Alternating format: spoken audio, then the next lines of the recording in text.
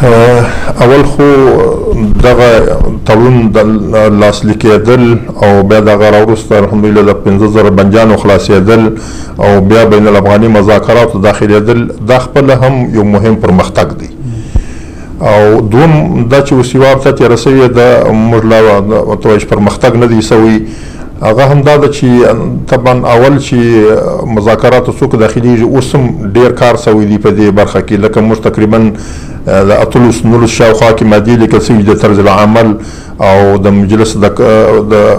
شروع دپاره او په هغه باندې مباحثې دپاره هغه طرز العمل باندې کار سوی دی چې په هغه کې تقریبا به یوه یا دوې مادې پاتې وي چې پر هغه باندې اتفاق راغلی دی او دا ټول شیان مراعات سوي چې دواړو خوا به دا مراعاتوي. خو په تعصب سره باید ووایم چې بعضې ټکي د هغه نودرجې نه مخکې چې توافق ورباندې وسي هغه د باندې وتلي دي د جانب مقابل د لوري څخه. په دې اړه غواړم چې زه لږ وضاحت وکړم. موږ چې کله د تېر سوو مذاکراتو امریکایانو سره په تجربه باندې زموږ تجربه وه، د دوی سره هم دا څو اول کې ذکر کړل، د دوی سره منلې هم وه دا چې تر څو پر یو شي باندې هوکړه نه وي سوې، فیصله نه وي سوې، هغه عبارات او هغه جمله او هغه ماده باید د باندې ونه وځي،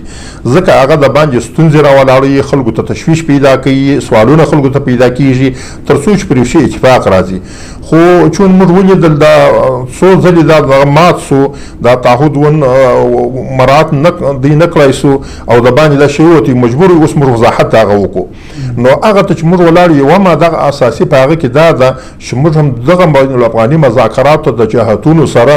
د هغه تړون په اساس چې امریکایانو سره لاسلیک کړي داخل سوي یو. اوس دوی وایي چې دا تړون تاسې مه ذکر کوئ، دا زموږ ستاسې اوس مذاکرات د دې نه شروع سو، همدا مذاکرات د شروع کوو او تړون باید دلته ذکر ونه سي.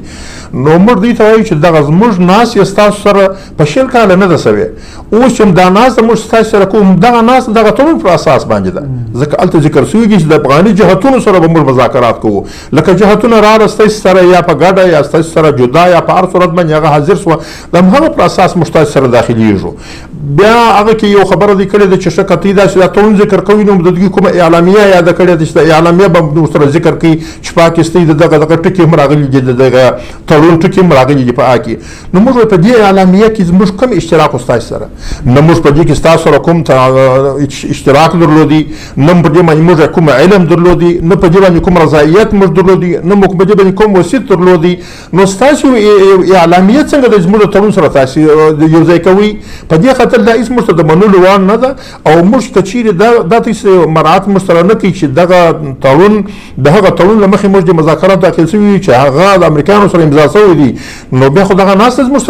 ستاسو سره نه شي کېدلی، ځکه موږ ستاسو سره ناست پر هغه بنیاد باندې یو، پر هغه اساس باندې یو او دا مسایل به پر هغه اساس باندې مخ ته ځي چې قدم په قدم باندې موږ د افغاني قضیې او حل ته نږدې سو. او که هغه اساس ونه منو نو ستاسو سره د ناستې اول د ناسته چې د ستاسو سره دا تر سوال لاندې ده. ما ته ته وویل چې په اکثرو ټکو کې پر اکثرو موضوع په هغه اتفاق راغلی دی چې هغه به هغه شی هغه به ټول دغه اجنډا چې پیښیږي یا کوم شی چې دلته کوم شی باندې بحث کول کېږي هغه به د اسلامي قوانینو د باندې نه وي. اوس دې کې یو سوال هغه اسلامي قوانینو کې شو، اسلامي قوانینو کې د قرآن د سنت په رڼا کې پر کوم مذهب باندې په افغانستان کې د پیړیو رئیس په افغانستان کې حنفي مذهب رائج دی، هلته پر هغه فیصلې کول کېږي. نو طبعا موږ وایو چې هغه مذهب ته به رجوع کول کېږي. دې وخت کې زموږ د افغانستان څخه په دې وخت کې راغلي بعضې اهل تشیع وروڼه دا خبر راپورته کړله، وایي چې دلته خو زموږ ذکر هم باید وشي. موږ ویل چې دا په دغه مذاکراتو کې چې کله اختلاف را پیښ سي د هغه د حل دپاره موږ دغه یو اساس کېښوی چې هغه په اسلامي قوانینو په رڼا کې د حنفي فقه پر مذهب باندې د حل فصل کول کېږي. اوس دلته هغه مسله نه ده راغلې چې په دې کې اوس داسې اول خو تاسې هغه کې به ټول کوم اسلامي حقوق چې دي د ټولو سره تاسې ځانونه مسلمانان بولي، تاسو ته ټول هغه حقوق تاسو ته هم درکول کېږي او د دې ستاسې مستبد سوي یاست په ماضي کې هم او اوس هم یاست. او کوم شیان چې تاسو خپل بیا وایي چې موږ کوم دوی ذکر کړو چې موږ احوال شخصیه په نامه باندې شیان باید ذکر کړي، موږ وایو چې دا موږ منو چې احوال شخصیه ستاسو دي، دا په دې باندې موږ ستاسو دپاره تاسو د حق لري او تاسو په خپلو مناطقو مجلکو کې باید احوال شخصي ستاسو وي. خو دا هلته چې اساسي قانون کله موږ جوړوو هغه یې ځای دی. دا چې اوس دلته د مذاکراتو مابین کې یو مسله اختلافي را پیښیږي ته وایې زما دلته زما ذکر هم د سره وکړه بیا بغل کې چې زه م یو ځای ذکر سمه، دا هېڅ معقوله نه ده، ځکه دا د غټو مسایلو حل دی دلته د احوال شخصیو یا د جزئیاتو بحث دلته نه کول کیږي دا شیان په اساسي قانون په جوړولو په وخت کې دا ذکر کیږي او هغه موږ دوی ته ورکوو بلکې یوازې نه دوی ته بلکې نور هغه اقلیتونه چې په افغانستان کې دي د هغوی په حقوقو باندې موږ قایل یو هغوی ته به خپل حقوق هر چا ته ورکول کیږي هر هغه څوک هغه که مسلم دی که غیر مسلم دی د اسلامي قوانینو په رڼا کې به هغوی ته خپل حق ورکول کیږي هغه یو افغان دی د افغان د خاورې دی په افغانستان کې اوسیږي د هغوی د وجود نه بل انکار نه کوو د هغوی د شتون نه بل انکار نه کوو بلکې هغوی زموږ په وخت کې اوس په عالي شرایطو کې زموږ د امنیت ډېر برخورداره دي د کابل ادارې تر امنیت پورې خپل اهلي تشیعونه که تاسو اوس وپوښتئ د هغوی چې ستاسې په کومو امنیتي حقوقو چې کوم امنیت زموږ د خوا څخه دوی ته تامین دی هغه کیدای شي د کابل د ادارې له خوا څخه نه وي چې کیدای شي د هغې خوا ته دوی ته ډېر ګواښونه متوجه وو خو دا یو مسله ده دوی راپورته که دغو مسایلو ته چې زه ګورم ما ته کله وام را پیدا شي چې لکه دا خلک چې په دې مسایلو کې ځان راولوستل غواړي مشکلات را پیدا کول غواړي داسې معلومیږي لکه دوی چې د دې لپاره زړه ته زړه نه ښکوي چې هغه دا مسایل یې حل شي ځکه دا شیان پکې را پیدا کوي کنې دا یو واضح معقول شیان دي چې د دغه اوله ماده چې مشوره هغه په دغه خاطر باندې چې اساس نه دغه اساس نه څنګه موږ دوی سره کښینو دویمه چې د هم ماده ذکر درته وکړي چې دا مسایل چې دي دا تقریبا په دغه ځای کې د هغوی ذکر یعنې غیر معقول دی دا په خپل ځای لري پر هغه باید بحث ورباندې وشي نو دغه دوو ټکو ته تقریبا اوس مسله ولاړه ده نور د دې نه چې تېر شو بیا به نور مجلسونه جوړه کېږي او مخ ته به ځو انشاءالله لکه ما مخکې څه اشاره ورته وکړه په دې وجه هم دا ده لکه موږ چې کله یو تعهد د چا سره کړی دی یو خبره مې کړې ده الحمدلله پر هغه ولاړ یو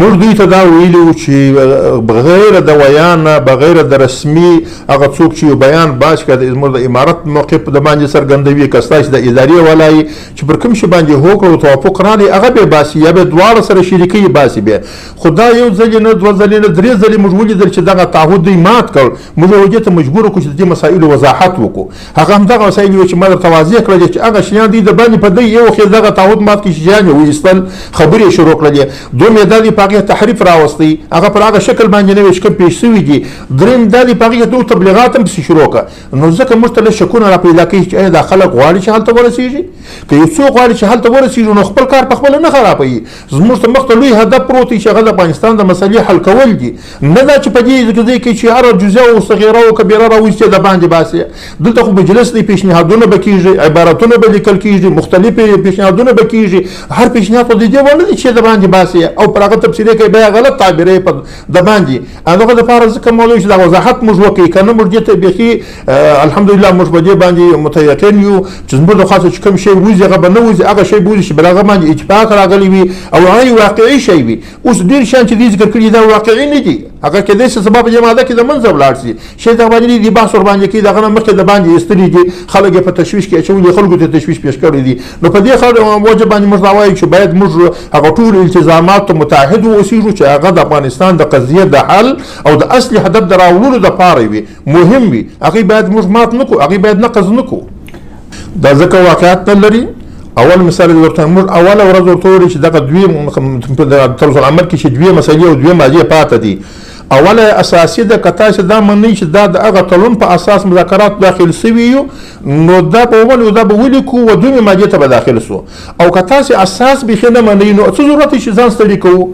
ځکه تاسې اول دا نه منئ چې بیخي دغه دا تړون به قائله نه یاست که تاسې په دې نه یاست قائله یا دا تاسې ته تړون نه معاملې خو ستاسې سره خلیزات شریکاوي ستاسې په هغه وخت کې چې کله دسخط وشو تاسې هېڅ رد نه کوي او تاسې په جریان کې واست او تاسې خپله په خپل اعلامیه کې مو ویلي دي چې موږ د دې نه آګاه شو بیا اوس دا مسلې راپورته کړل چې موږ هغه پر بنیاد نو که دوی د اوله معنا ونه مني چې په دغه اساس موږ د مذاکراتو داخل سوي یو چې هغه دا تړون دی اساس هم دغه دی نو په دې خاطر موږ په نورو مسایلو باندې ورته چې نور بیا د بحث کول پر هغه باندې ګټه نه لري اول باید دا کښېږدو دویمې مادې ته بیا ولاړ شو دا نه چې یوه خشته کو بله خشته کو بله خشته کو او همدغسې زو صرف دغه شی هغه جزیات یې دغسې د باندې باسو چې هوکړه ورباندې نه یې سوې او خلک خپل ملت په تشویش کې اچوو او فیصله هم هېڅ نه یې سوې دغه طرز العمل زموږ نه دی خوښ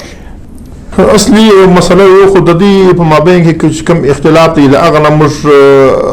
په دغه اړخه نه ورته ګورو موږ د دې اړخه ورته ګورو چې کومې مسایل دي زموږ سره مطرح کوي او کومې مسایل مهمې دي پر هغه باندې دوی باید تر شا کوم څوک وي هغوی ته یې لغونې مهمې وښیي او هغه عزائم چې د دې شاته دي یا کوم چې دوی دا هغه باید سره یو وي. داسې معلومي ده که دوی دلته یو رقم وي نو داسې نشي کېدلی چې هغه دلته زموږ سره دوی په دغه مسایلو کې بحث مباحثه کوي، ځانونه ستړي کوي او شاته خلک رکاوټونه ورته پیدا کوي. دا مسله نشي په دې باندې حل کېدلی. او دلته چې کوم د کوم شطر لاندې راغلي دي خیر که دوی هر څه اختلاف د دې سره ولري، موږ هغوی ته ټولو سره په یو مؤدبانه انداز کې د هغوی سره مذاکرات کړي دي، د هغوی سره مې ناسته کړې ده، هغوی د ټولو ته په دغه قایل یو چې دا ټول یو افغاني ټولنه یو او د افغانستان د دې اصولو د دغه مطابق موږ تاسې خبرې مخ ته بوځو په یو ارامه فضا او په یو د ادب او د احترام په فضا کې باید مخ ته ولاړ شو. هغه موږ په دې باندې دغه نه دي کړی چې د دې اختلافات نه موږ د دې اختلافاتو تر اوسه پورې دا دغه کړې ده چې د دغه نه اوس موږ ګټه اخیستې د دې اختلافاتو، بلکې موږ د دې د اختلافاتو د ګټې پر ځای باندې هغه بوري چې دغه غونډ هدف لاس راسي چې هغه په افغانستان کې د افغانستان د قضیې دپاره یو اصلي حل چې د ټولو لپاره هغه مفید دی هغه لاس ته راسي. نه دا که اوس د یو دو شخص موږ په دې کې د دوی څخه استفاده کوو، نو اصلي مهمه دا ده. خو ما ته چې څه معلومیږي د دغه اختلافاتو نه بغیر مسله د دوی شاته پرته ده، لکه چې رکاوټونه د اخوا څخه دوی ته مشکلات شته او رکاوټونه دوی ته ګوري. زما په خیال زموږ مقابل لوري داسې د مذاکراتو یو هدف لري، هغه هدف ته خلک ځان رسوي چې هغه د یو مشکل حل کول وي. یو په دې مذاکراتو کې کله کله داسې خلک په مذاکراتو کې دننه ګټې کوي، هدف یې مطلب نه دلته غواړي چې ګټه وکړي. دغه شیان چې زه کله اورم دا داسې معلومي لکه دا خلک چې ګټې کوي په دغه کې، دا یو تبلیغات په موږ پسې کوي، ورنه دا زموږ هر څه چې دا د دوی عکس العمل دی. دوی بمبارونه کوي، کورونه خرابوي، راوځي، کاروانونه راباسي او خلک خپل خلکو ته د اقبال په نامه باندې راوځي. دا د هغه عکس العمل دی اصلي. که دا نه وای موږ سرنیه عملیات اعلانوله د دې په خاطر مې اعلان نه کړله، د جنګ سطح ټیټه ده، اوس هم دغه ټیټه ده. دا چې دغه شیان دوی کوي وایي ته به هېڅ نه کوې، دغه به دوی خپل غواړي چې دغه خپله اداره په اوس وخت کې لږ رشد وکړي او یا دغه ته زمینه برابره کړي، دغه څه شی لږ پورته وښیي تر څو خارجیان بېرته راوګرځوي چې حالات خراب دي تاسې وځئ مه. دغسې معلومېږي دې ته. که نه دغه مسأله چې دوی راپیدا کوم مسایل چې دوی راپیدا کوي داسې معلومېږي که دوی رښتیا هم دې ته چمتو وي دغه ورکول غواړي، نو چې دلته راغلي دي خو ونیسي دغه مذاکره. اوس څه مسایل دي چې دوی مخ ته پر دې باندې زموږ سره اختلاف کوي او مخ ته نه ځي، خو دا مسله به یک رخ حل سي، دا مسله به یک طرفه سي، یو دایمي اوربند راسي، یو دایمي او د افغانستان کې به هر څه یو دایمي حل به راسي. خو دا مسله د دوی وړاندې سي، مسایل کې اختلاف نه پیدا کوي. مثال په توګه یو د بنیانو مسله چې د لسو ورځو څخه څو میاشتو ته وغځوله، ایا دا د دې نیت څرګندویي نه کوي چې دا نه غواړي چې دا مسله حل سي، نه غواړي چې دغه حالت ورک سي. که دغه حالت غواړي تیار دی راغلي دي مسایلو ته مختصره ولاړ شو، دغه مسایلو کې یو موضوع اخري چې دا موضوع خپله پکې حل ده، ځکه چې یو حل ته ورسېږو بیا بعد د جنګ د کومې خوا خپله د ایمې اوربند راځي بیا خو